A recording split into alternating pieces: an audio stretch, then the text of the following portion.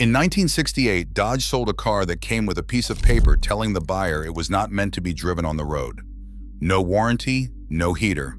The side windows were held in with seatbelt straps. And it is not even the strangest car on this list.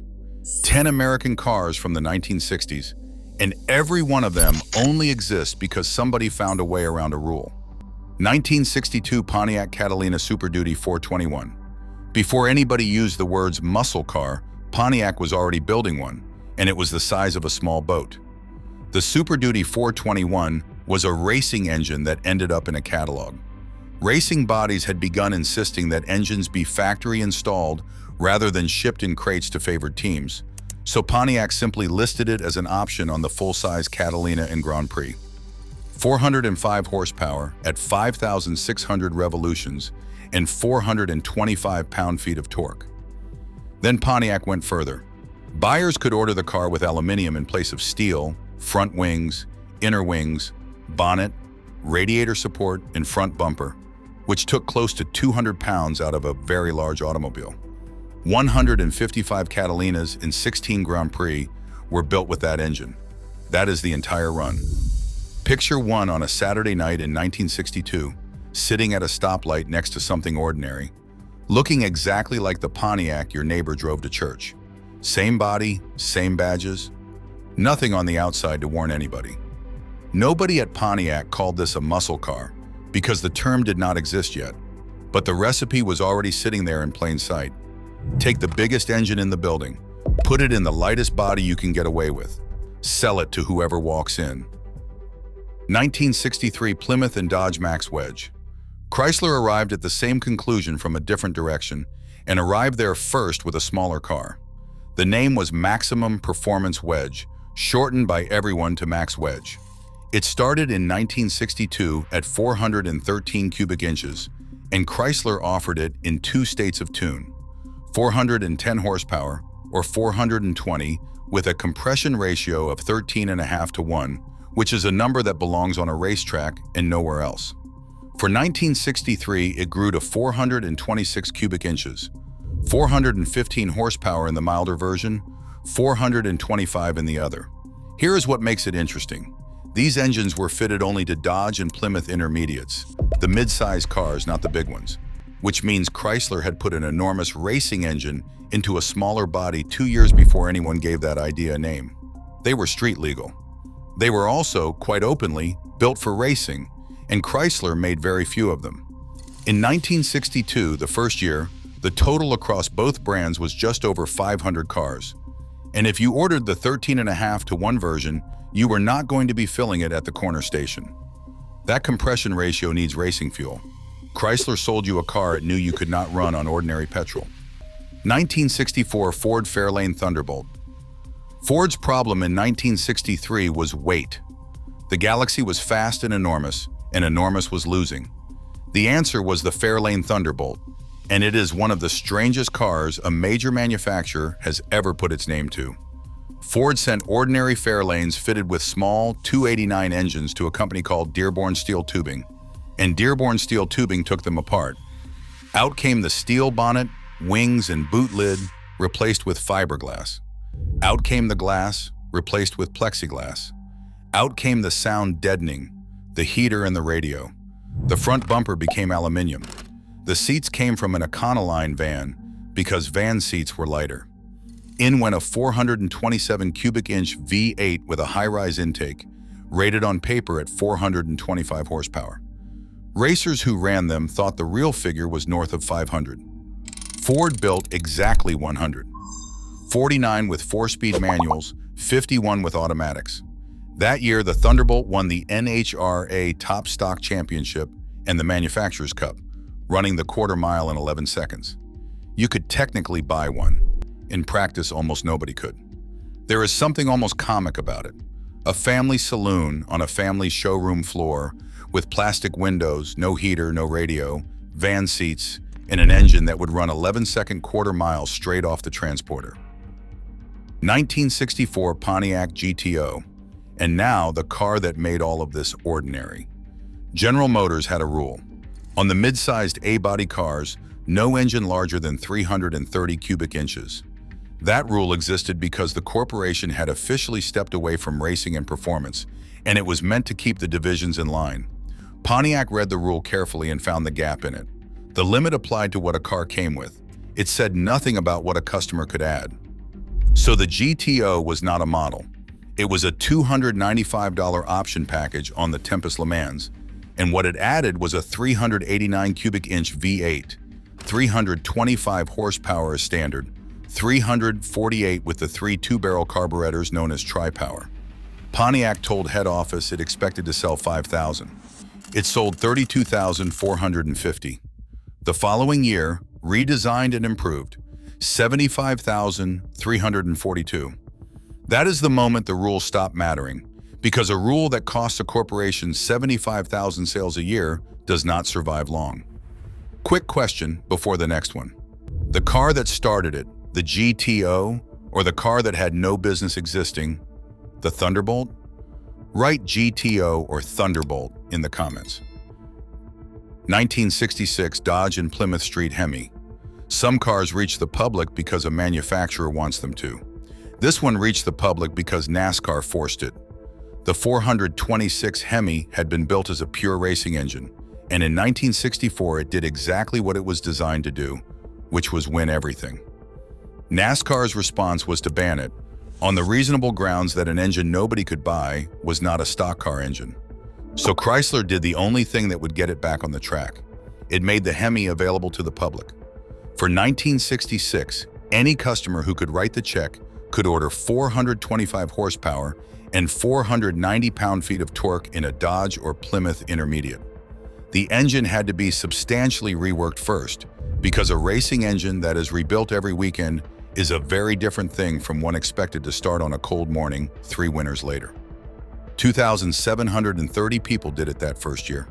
844 Plymouth Satellites, 741 Dodge Coronets, 677 Belvederes, and 468 Chargers, which means the most famous engine in American motoring reached the street as a legal technicality. 1968, AMC AMX. American Motors was the small company in this story, and it did something none of the big three attempted. While Detroit was building 4-seat cars with large engines, AMC removed the back seat entirely. The AMX was a genuine 2-seater, 97-inch wheelbase, 1 inch shorter than a Corvette, designed by Dick Teague on the new Javelin platform. The top engine was a 390 cubic inch V8, producing 315 horsepower, which in a car that size was a serious proposition. But the number that matters is the price, $3,245. That is more than $1,000 below a Corvette for a 2-seat American sports car with a big V8 from a company most people associated with sensible family transport.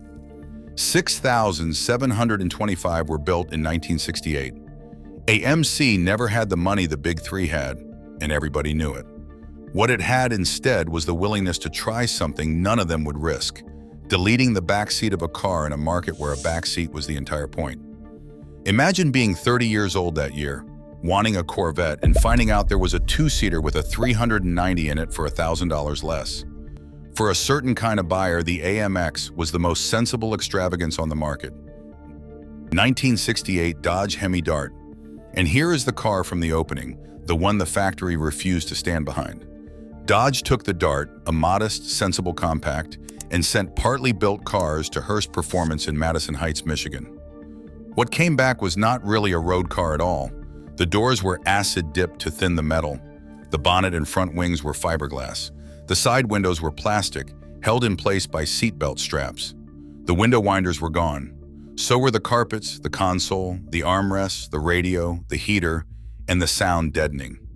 Into that went a hand-built 426 Hemi with 12.5-to-1 compression and 2 4-barrel carburetors on a cross-ram manifold, officially rated at 425 horsepower and universally understood to be more. The finished car weighed around 3,000 pounds. 80 were built. And here is the part that says everything. Each one came with no warranty and paperwork stating it was intended for supervised acceleration trials. The manufacturer was telling you in writing that this car was not for the road. Halfway. So which is it? The car built to win on Sunday, or the car built to be sold on Monday? Write Sunday or Monday in the comments. 1969, Chevrolet Copo Camaro. General Motors had the same kind of rule Pontiac had, worked around 5 years earlier, and by 1969 it said this: outside the Corvette, no engine over 400 cubic inches in anything smaller than a full-size car, which meant the Camaro could not have the 427. The way around it was buried in the company's own paperwork. COPO stands for Central Office Production Order, and it was the system used for special equipment on commercial vehicles, police cars, taxi fleets, and trucks. It was never intended for performance. Several dealers realized that a fleet order did not pass through the same approval as a normal one. Two versions resulted. COPO 9561 used the cast iron 427 at 425 horsepower, and around 997 were built. 69 of those exist. Fred Gibbs Chevrolet in Illinois ordered the first 50 ZL1 cars. Don Yenko in Pennsylvania sold nearly 200 of the iron block cars. So the fastest Camaro of the decade was never approved by General Motors as a product. It was ordered through the paperwork used for delivery vans. 1969 Ford Mustang Boss 429. NASCAR's rule was 500. Build 500 road cars with an engine, and the engine is legal to race. Ford wanted to race its new 429, and the cars it intended to race were the Torino Talladega and the Mercury Cyclone. But the engine had to appear in something sold to the public, and Ford chose the Mustang, a car it had no intention of racing with that engine. The problem was that the engine did not fit, so partly built Mustangs went to Carcraft in Brighton, Michigan, where the front structure and inner wings were reworked to make room. The steering and suspension geometry was changed to cope with the weight, and the battery was moved to the boot to balance the car. Ford rated it at 375 horsepower. Period testing suggested something close to 500.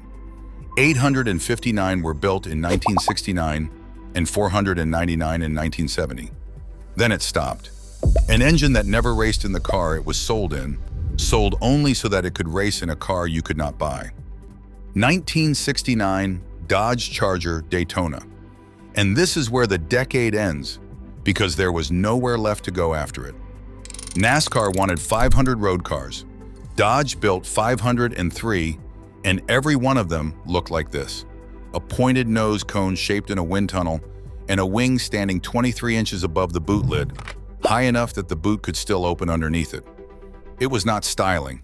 Every part of it was there for a reason, and the reason was speed on a banked oval. Of those 503 cars, only 70 were built with the Hemi. The rest had the 440 Magnum, which was not exactly a hardship. On the 24th of March, 1970, at Talladega, Buddy Baker took one past 200 miles an hour, the first driver in NASCAR history to do it. And NASCAR's response was the same response it had given every time before. By the end of 1970, the Aero cars from Dodge, Plymouth, Ford, and Mercury were all effectively legislated out of the sport. Imagine one of these arriving at a suburban Dodge dealership in 1969, sitting between a Coronet and a family sedan, with that nose and that wing waiting for somebody to buy it. Salesmen discounted them. Some sat unsold for a year. Today they are among the most valuable American cars ever made. So tell us two things in the comments. Which of these 10 would you have in the garage tomorrow? And more to the point, did you ever see one of these on the road when they were new? Because a few of you did, and the rest of us would like to hear about it.